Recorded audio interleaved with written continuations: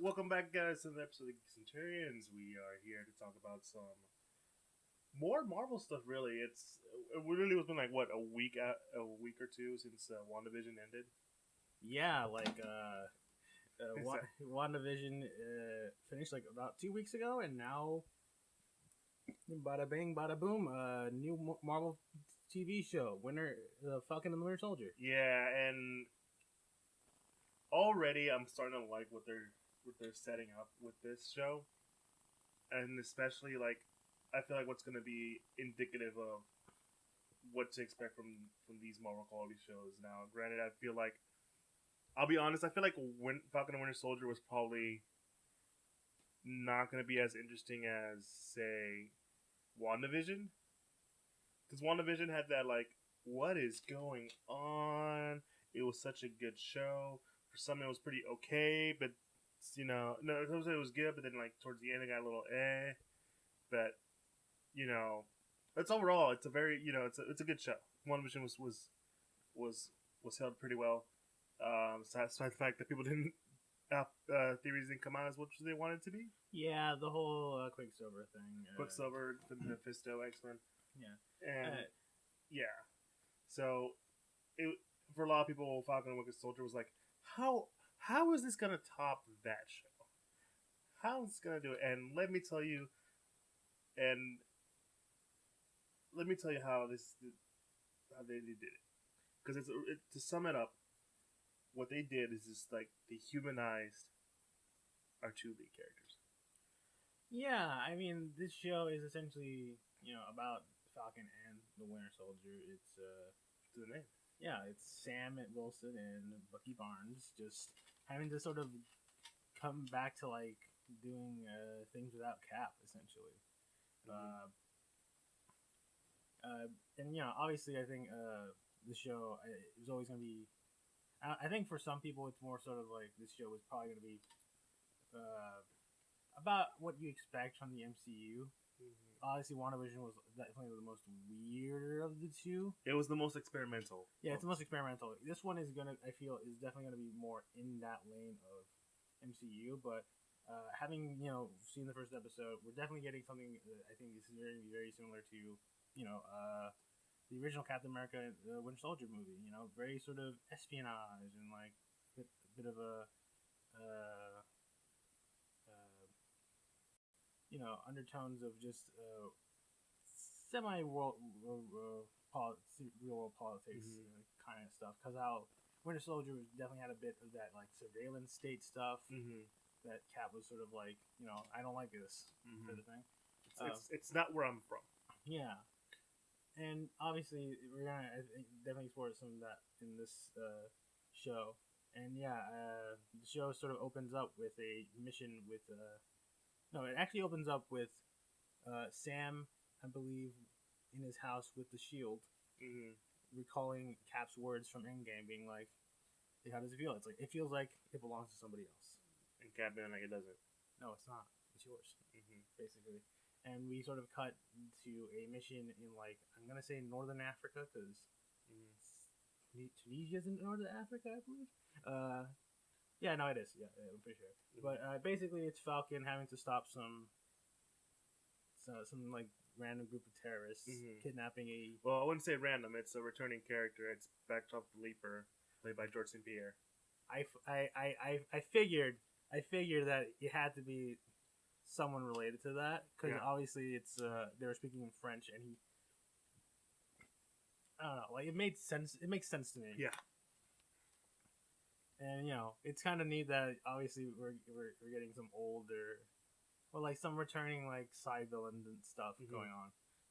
But yeah, basically, Sam has some new upgrades to his Falcon flight suit. The little drone is back. Yeah, it has a lot more armaments now because if I recall, it only had was like little guns and maybe like a sonar thing. Yeah. Now it shoots freaking missiles. And he uses this as a booster. Yeah. It's kind of crazy. Yeah, but I'll say this because they complete the mission, everything's good. But one thing I really do like is that they kind of show you because this is set months after Endgame, so everyone's back at the snap or the blip, as they want to call it. where now people are just like a little more well adjusted, whereas in WandaVision it's still like, we're still, Yeah, it seems a little more, at least a month or two, right?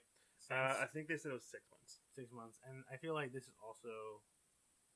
It feels a bit more, like at least, like as like a bit more after 6 months. But yeah, it's super.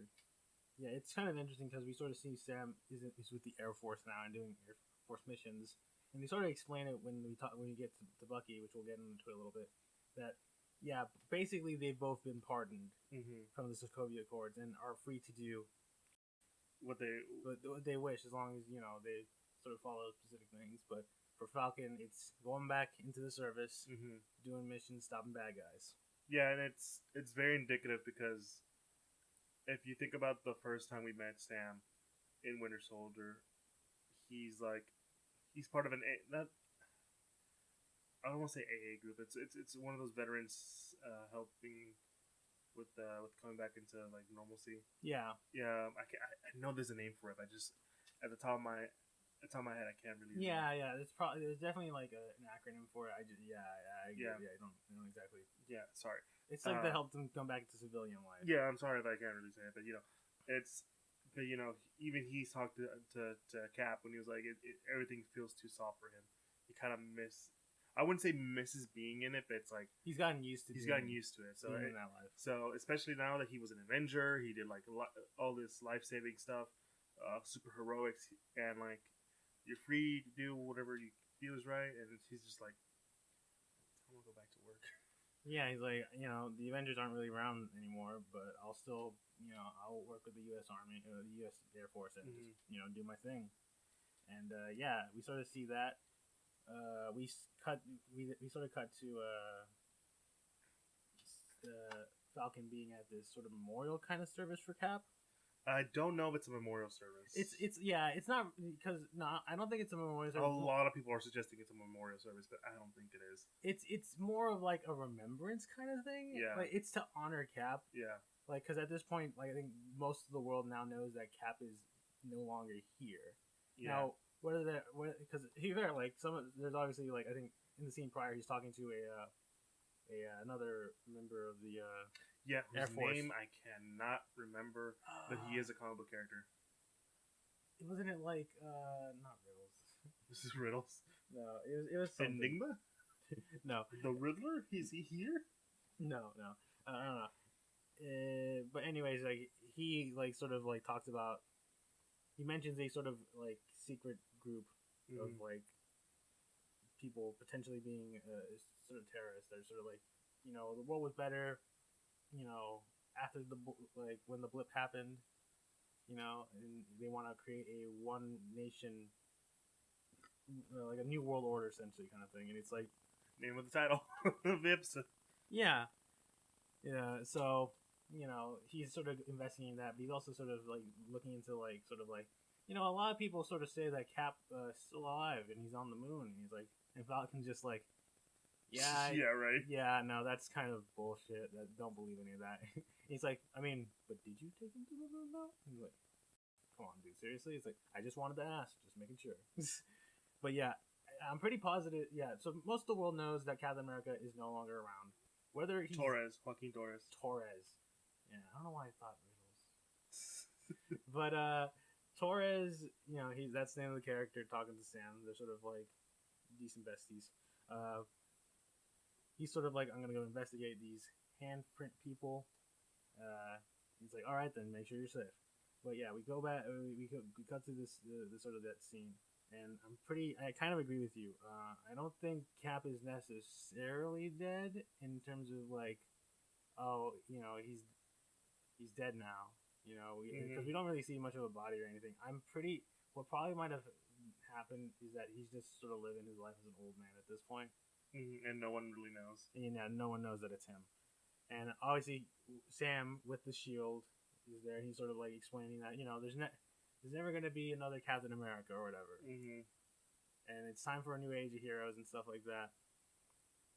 And he's sort of like since the shield was given to him by Cap and he sort of like was responsible for it, he's like, we're gonna remember Steve, remember Captain America and all he did, and they sort of put the shield into the Captain America sort of exhibit. Yeah. Sort of just like kind of like signifying that there's really no one that can take up the mantle. Yeah, and it's interesting because when he's saying that, one person that we see in the audience is Rhodey, and like here are two characters who essentially, in the comics, are known to take over either completely or to an extent the role of their predecessor. Rhodey, he would often disguise himself as Iron Man for Tony. He never really took over, but you kind of get there's a camaraderie there. Mm-hmm. Sam also had a very big camaraderie with Cap, and in the comics, he ends up taking over the Captain America mantle for the people. And they have a very nice heart to heart, and basically talking about, hey, Cap wanted you to take over.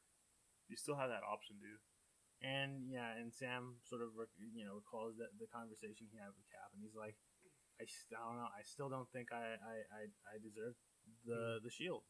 It's like if it's Steve's shield, and I don't feel like I'm worthy enough to take over. So he's sort of like, I'll hand it over to the museum and have them display it. Yeah, and we start going into really what Falcon's Sam's through line is that whether or not he's worthy for the title of Captain America, because even he has some like moments of like, should I give this up to them? Yeah. Yeah, he's definitely sort of like, I'm not sure if I should just give up the shield, but at the same time, he's like, man, I don't know if I'm ready to be Captain America. I don't know yet. Yeah. But yeah, from there we cut to a sort of flashback scene involving the Winter Soldier, Bucky. Him with him, like it's back in his, brainwashed Hydra days. And he's just murdering a bunch of Russian mobsters, and he also kills a random bystander who saw the whole thing go down. And he sort of like wakes up from it because it's it was his dream. And we find out that Bucky is sort of attending therapy as a part of his sort of pardon from the Sokovia Accords. And he sort of talks to his therapist about, various things. He's a bit like, sort of like not telling the truth, but she's sort of like, we've been through this dance before. I know when you're lying. So yeah, listen, I'm your therapist. I'm literally the only person you meet every day. Yeah, it's like you're the only person that calls me. All right. You don't like. He checks his phone. Like, which can I say, the cinematography for that whole scene was really like not. It was awkward for me because I'm not used to that kind of cinematography in a Marvel property. It's very claustrophobic, I guess, because there's a lot of like weird close-up shots of these two characters, and I think it's supposed to give you the sense of like being trapped in a room with someone else and having to discuss these very sort of not comfortable issues. And to be fair, we have seen that Bucky is doing some things, mainly just sort of taking care of various loose Hydra ends. Granted, he's like working within the law. He's not necessarily killing anybody. He's sort of just like, hey, leading various law enforcements to these people. Because, he has, essentially the therapist is giving him like a 3-rule system to make sure like whoever's on his list, he has to follow these 3 rules and stuff. Basically just, don't kill anybody and inform the right people. But it works and it kind of doesn't. Yeah, because Bucky obviously sort of like, like he's working through it, but he at the same time he still sort of has those sort of like recollections of like, yeah, no, I did some really I did some bad stuff. Yeah, I did bad stuff. I wasn't good. And like we meet sort of an old. Now I thought this was like a wartime buddy. He meets it with an old Asian man whose name I can't remember. I don't know. It started with I think it starts. He's like he's clearly Japanese. Yeah, he's Japanese. He's like last name. I'm pretty sure his last name starts with a Y. Yeah. But basically he's just sort of like, they're just like good friends. They chat up sometimes. Mhm. He sort of like calms him down whenever, whenever the old man sort of like gets a little angry. So it's like, yo, calm down, man. Yo, calm down. Yeah, and like even he helps him out by like getting him a date. Yeah, like he's sort of like they go to like a sushi place or like I don't know, like some sort of like Asian food place for It's lunch. sushi. Yeah, and he sort of like he just talks to the waitress like, you want to go on a date with him? It's like, dude, come on, there's a dance to this, right? There is a sequence of events that needs to happen, and she's just like, yeah, sure, I'm down. It's like, Bucky's like, wait, what? Really? Right, okay. I mean, I haven't dated since like World War II. Yeah, like I haven't. Man, it's been a real long time for me. So it's kind of I like used to get 2 girls at the same time, man. It was easy. Yeah, yeah, but yeah, it's girls nowadays have changed.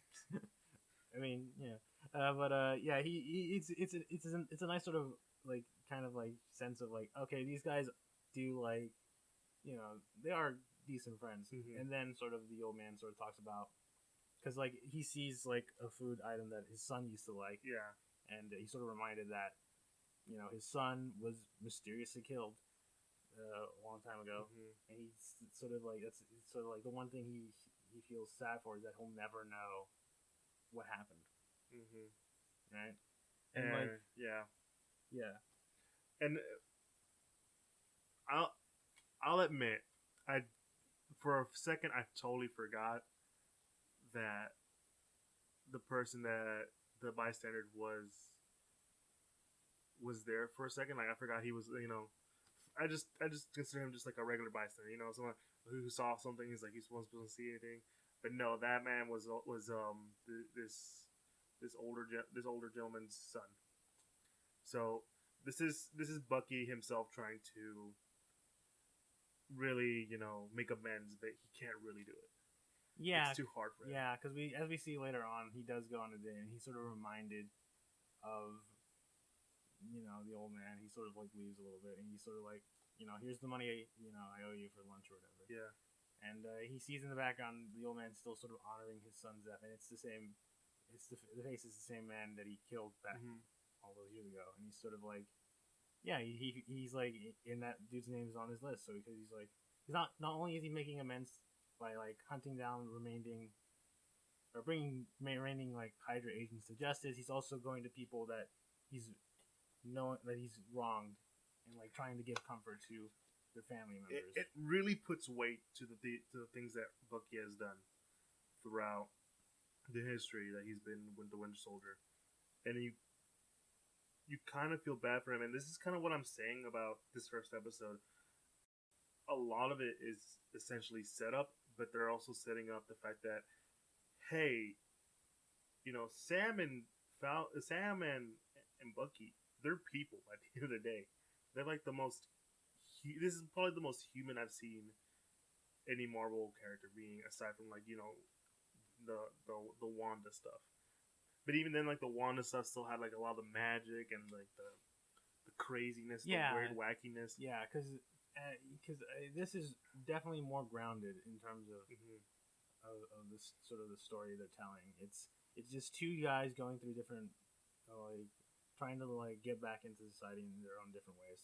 And like meanwhile while Bucky's doing all this, Falcon is sort of like reconnecting with his family. Like he sort of mentioned when he was talking to Rhodey, he's like, last time I saw my nephews, they were like little babies. Now they're like kids. They're kids. They're actually grown kids. It's crazy. And obviously like he spends time with his sister, who's like going through some financial troubles and stuff. And it's sort of like she's thinking about selling their old family boat. Sam is very sort of like, no, we lived on that boat. That's our parents' boat, and we own it now, and I don't want to sell it. Which is such a, I've seen a lot of those kind of arguments before, and it's just so interesting to see. It's like, you get why the sister wants to sell it, and you also get why Sam doesn't want to sell it. It's a classic trope, but it's a trope that really works well because it's so easy to understand why they're fighting over that. Yeah, obviously like she's a single mother, she's a widow, and she has like 2 kids. A lot of stuff happened between the 5 years where she kind of needs money. Yeah, she obviously she's struggling for money, and sort of Falcon has an idea of like, don't worry, listen, I got an idea. we can get us like a a better loan and Mhm. stuff. If we just gotta go to this bank and just do these things. Which sort of the plan being that I'm guessing he goes along there and sort of try to use his like Falcon. Hey man, I saved the world. It's like yeah, like so the bank teller is like, I think I've seen you somewhere before. It's like yeah, like the wings. It's like you're Falcon. Yeah, exactly, man. And there's the whole, oh man, I gotta take something. Oh man, I'm with Falcon. Yeah. But even he's like, oh yeah, okay, but yeah, it's cool to meet you, Falcon, but I can help you. Yeah. It's sort of like it's explained more so of like, listen, a lot of people came back after the blip or whatever, like. So, like, basically, a bunch of banks are like putting more restrictions in terms of like who can get like loans and stuff. Because obviously, I'm guessing part of it just is due to the fact that you can't really prove that you've been gone for 5 years or whatever. Yeah, for all these which things. is, I'm loving the fact that we're establishing that the after effects of such things like the snap. Like, yeah. Okay, they were able to at least survive. For 5 years. And now that they're back, what happens? Like, how a lot of people say, like, what happened? Like, we never see the repercussions of the snap, the blip, or whatever you want to call it. But we're seeing it, and it's so interesting in how they're going about it. Like, WandaVision had like this essentially a horror scene of like everyone coming back scared and lost, and now we're seeing like sort of I would say not. What's the word I'm looking for? Societal repercussions of it. Yeah. Like, how can I? Like, if you disappeared and came back 5 years later, how? And I'm trying to pay off my car loan. How do you know? Like, you're not that close to me, Mr. Bankman. How would you know I'm not lying? Yeah, I mean it's just it's all kinds of crazy. Because he could easily say. It could easily have been like a fake of death. You faked your death. Oh, I'm back. I'm gonna pay the loan no more or whatever, something like that. I don't know business that well. I mean, yeah.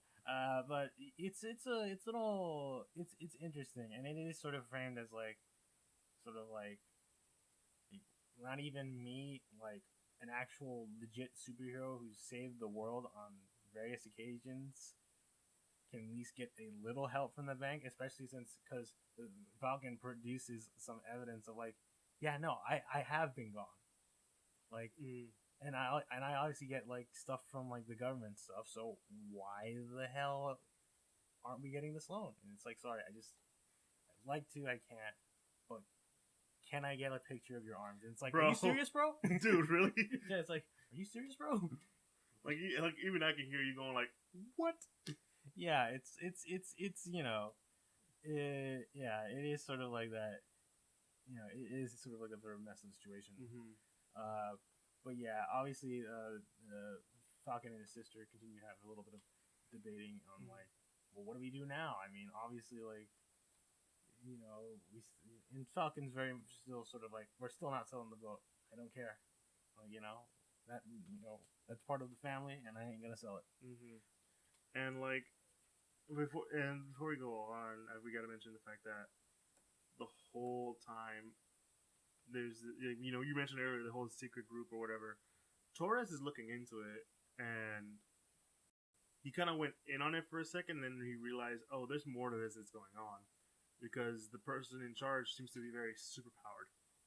Yeah, like, he goes to, I think, Switzerland. Yeah. He's pretty much going undercover, has a camera on him and everything, and basically he's caught in the middle of this weird like heist thing where a bunch of people are putting masks on, like a bunch of civilians, and then they get a text to just scatter, run, or whatever. And soon the guy who seems to be the leader jumps out of a window with a bunch of money banks, throws them at two random people, and Torres sort of tries to stop him. He's like, all right, I don't know what kind of restrictions, jurisdictions I have here, but I gotta take you down. And he's gets his ass beat pretty hard. Holy shit! You even see this dude like just kick a police officer into a light pole that's like 10 feet away. Yeah. So yeah, no, like obviously Torres sort of contacts Falcon's like, listen, man, It's a lot worse than we thought. Yeah, this stuff is way more Complicated. and sort of like reviewing the footage. It's like you don't think this guy's like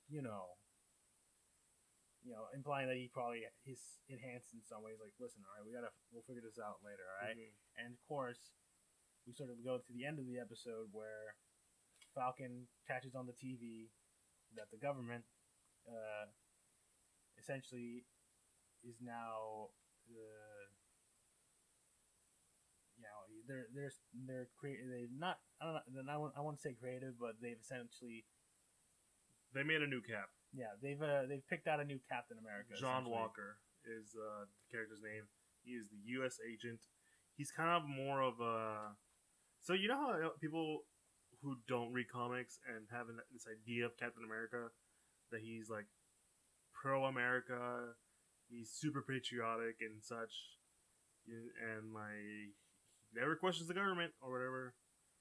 That's the U.S. agent. That's the character you guys are really thinking about. Well, yeah, especially given the idea, even in comics, that when originally Cap went AWOL for the first time, like they essentially just picked out a replacement who was basically just a mouthpiece for the U.S. government in the comics. So pretty much in the same light, because the dude. I think U.S. agent was also another acronym for Cap. I don't remember well. Yeah, but basically the government people were sort of like explaining that we need a new symbol that represents the American ideals, and here's your new Captain America. And yeah, it's interesting because I wish they gave him a different helmet though. Well, he is a knockoff Captain America. Fair enough. Yeah. So yeah, it's essentially this. This is going. I feel like this is going to be the sort of main focus. Is that while I'm going to assume this new Captain America is more or less just going to be a mouthpiece and not really do a whole lot, because obviously I'm pretty sure the U.S. government hasn't replicated the super soldier serum. No. So this guy is not a super soldier like the OG Cap. So. Like, I'm seeing that, and obviously Sam's gonna be like, "What the hell? I thought we were just gonna put it in a museum, not have someone." He's gonna go all Indiana Jones on them. He's gonna be like, "All right, that's it. I guess I have to take the shield, but I'm still not worthy or whatever." And I think that's sort of gonna be like possibly sort of the through line, because I mean, it does seem like one of the main overall story beats of the show is going to be like, who will be the next Cap? Because I mean, like you said, like there's actually been a ton of people who've taken the mantle of Captain America in the comics. Bucky was Cap when he died in the Civil War comic storyline. Sam obviously became Cap. So there's actually moments because there were Captain America comics running around before he actually really came back, and they pretty much established. No, those weren't. That wasn't Steve. That was another guy who was inspired by Cap to take up the role, but he wasn't Steve. Steve didn't come back until Avengers number whatever. I can't remember, like number 3 or 4. Yeah, so like there's precedent for it, and I definitely think that's sort of going to be the big sort of thing, is that who's going to be the next Cap? Because I think, especially like. Sam's speech in the beginning, like I feel like that's sort of like going to be sort of a running theme for just most Marvel stuff coming out now, is that we need new heroes, right? We need to market the fuck out of people. We need to make money. I mean, yeah. And I'll say this is probably a very, very good first episode. I'm already intrigued. I'm liking where it's going. It's establishing our main characters as characters first, and like it's one of those things where I've always liked about Marvel, is that their characters were always had a very human touch to them, and this is probably the most human. Bucky is trying to make amends with all the stuff that he's done. He's done terrible stuff. He befriends the father of a man he murdered. Well, he unintentionally murdered. And and Sam is trying to keep his family together, keep the things that he had, around. So it's a very, easy to understand, easy to grasp. You get why. You get it. That could happen to us. That could happen to you and me. It could happen to the person, to you, the listeners. It can happen to anyone. And so, I think that's what makes me really excited for this show. But we have to wait and see. Now, don't get me wrong. There's gonna be some theories about what's going on because there's a lot, but I don't think this is gonna be the most theory heavy show. Consider it after WandaVision. Yeah, like I think I definitely agree with that. Like, this show will probably be a bit more standard MCU flair. We already know that Baron Zemo is going to be around with his iconic mask and everything. So yeah, we kind of sort of, I think we probably get what the idea is probably going to be in the show, is that, i.e., Sam and definitely Bucky probably disapprove of a new Captain America. They probably essentially sort of go a little rogue in trying to just take the shield back, and also having to stop what essentially might be a terror plot to somehow create a new world order. So yeah, it's gonna be very interesting to see where at least how we get to those points, especially because this is only 6 episodes. Only 6 episodes. Yeah, and these episodes are at least 40 minutes long. Yeah, so there's a bit more. There's probably gonna be a lot more stuff happening and a lot more quicker stuff going on. Yeah, I definitely think this is gonna be a bit more of a faster pace than. And yeah, I agree with you. It's just I think it being more straightforward and also more down to earth to the characters is going to be what makes the show really good. If they keep that whole hey, I gotta be honest and stuff. We gotta do what we can, and we gotta just like I said. I don't know where I was going with all that, but basically they have to be. I feel like they make them still very human in their in the stuff that they do. And by human, for if you don't know what I mean, it's like stuff that's relatable. Yeah, I do think that that's gonna be the core difference between these current two shows. Is that sort of WandaVision definitely has a bit more mystery. This one is probably more of a down to earth, very simple sort of story, and like I said earlier, it seems to be a bit more of the standard MCU flair. Though I'm pretty sure it's going to be more in tone with the Winter Soldier movie than anything else. But yeah, I expect some interesting things to be happening, and yeah, and I really love the idea. I mean, I'm a Captain America fan. I love a lot of the stuff that he's in, and seeing Falcon and Bucky go in and go do the what they need to do in terms of living up to the memory of Steve. What it means to be Captain America. I'm very excited to see that aspect of the show and doing all stuff. But now don't get me I know I said theories aren't that great, but supposedly there might be this this interesting plot point that could apparently happen. And if it is true, ooh boy, this is gonna be some good stuff. But aside from that, I think what mostly gonna see is that Falcon come to grips that he needs to be the new Cap, and because people need that sort of leadership, they need that kind of figurehead, not figurehead, but like that person to look to when they need help.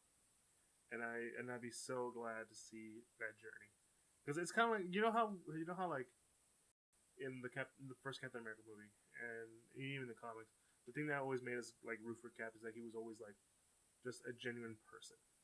Yeah, he has that sort of iconic line. It's I'm just a kid from Brooklyn. Yeah, he's just a kid from Brooklyn. There's nothing really that big to know about him.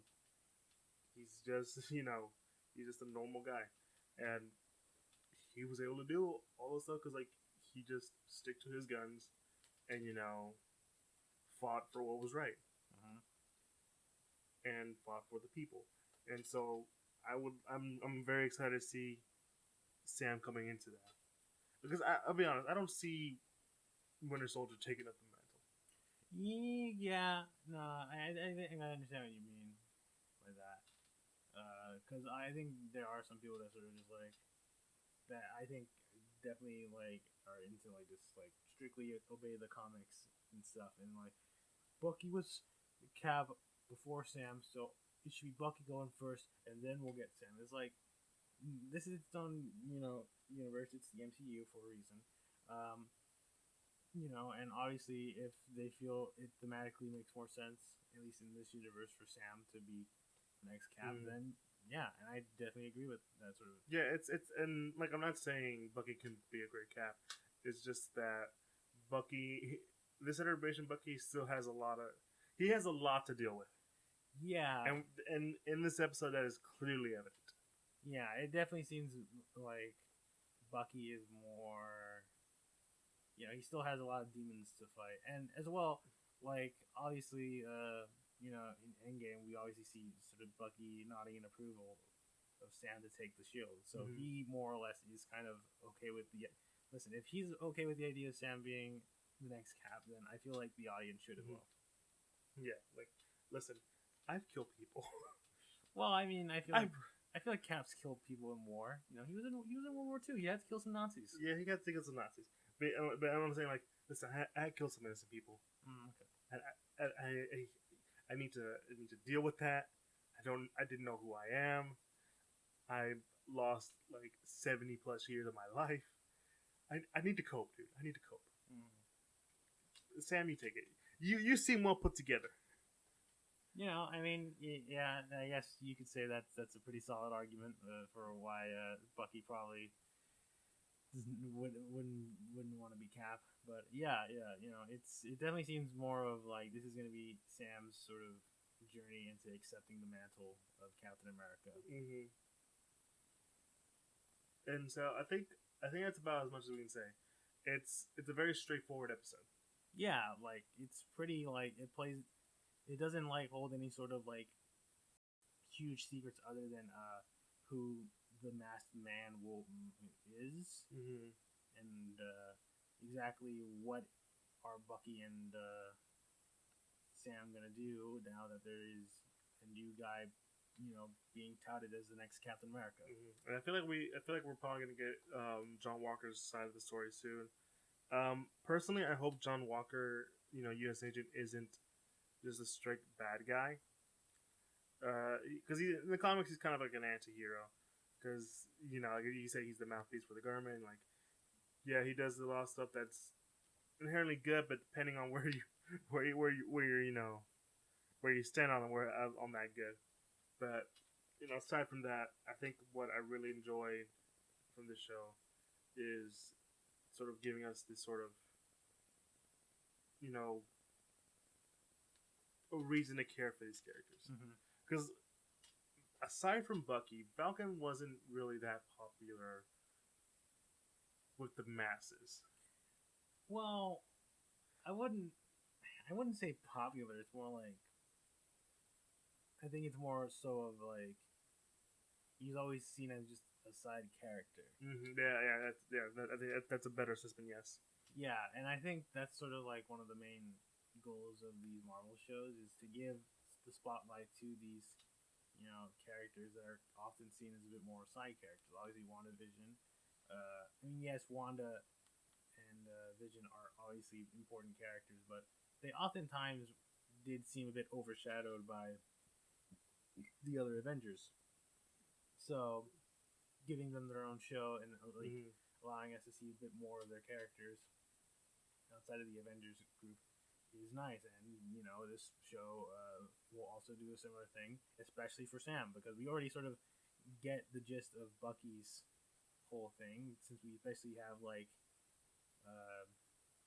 3 movies to sort of like see Bucky both, before You know, like when he's with Cap in World War II to when he's the Winter Soldier and a little bit in Civil War. So we sort of get the idea of Bucky, and now this show is more or less focusing on sort of the aftermath of all that stuff. While in Sam's probably storyline, it's going to be more of him sort of like having to come to grips with potentially becoming the next Cap. So yeah.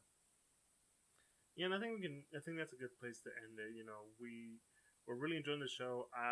We're gonna have to wait and see how we're gonna do the rest of the episodes because we usually do them 2 by 2, and we got a lot of other things to talk about. Yeah, March is definitely starting to heat up in terms of, I guess, potential content. So yeah, it's gonna be a bit of interesting stuff because obviously we need to talk about certain other things that came out as of this recording. That we still need time to process. Yes, it was a 4-hour long film, and there's a lot to take in with that. But and of course, if you don't know what we're talking about the Zack Snyder cut of Justice League. I made a poll on Instagram saying which one should we do first, and Winter Soldier won.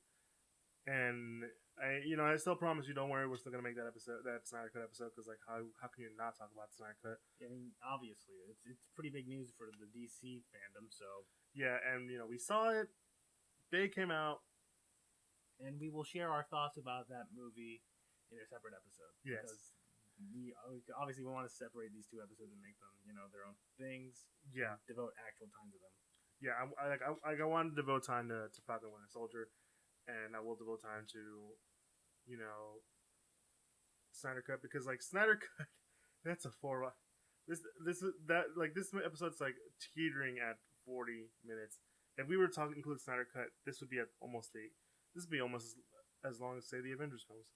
Well, I'm not sure about that, but it will be. There's a lot to talk about with the Snyder Cut. There's a lot to talk about that really could overshadow this one, so we're glad we did that. And we got another movie coming up. We got a review, which is Kong vs. Godzilla, and I really am excited for that. I mean, yeah, I guess I am too. But I mean, yeah, there's a lot of stuff happening this month. So be sure to look out for those. Yeah. So our next, I guess, episode talking about the Winter Soldier, talking the Winter Soldier. I mean, it's gonna be. It might take some time. Yeah. But but so far that's our thoughts on the first episode. Yeah, so guys, if you really enjoyed it, please follow us on all social medias, which is at the Geek Centurions, where we're at Facebook, Twitter, and Instagram. Those 3 you can find. If you go to Instagram, you can find our link tree to all the podcast sites we're accepted in, like that of podcast, Apple Podcasts, Google Podcasts, Pandora, Spotify, all the good stuff. We also have a YouTube where you can put a face to this. To the voices you hear, and you can comment, like, subscribe, hit the bell icon. You know how YouTube works. I'm pretty sure you figured it out. And help us out there. If you want to support us, we have a Patreon that allows us to do some stuff. Now it's always there if you ever want to help us out. So if we need it, we're always happy to have them. Anyways, thanks guys.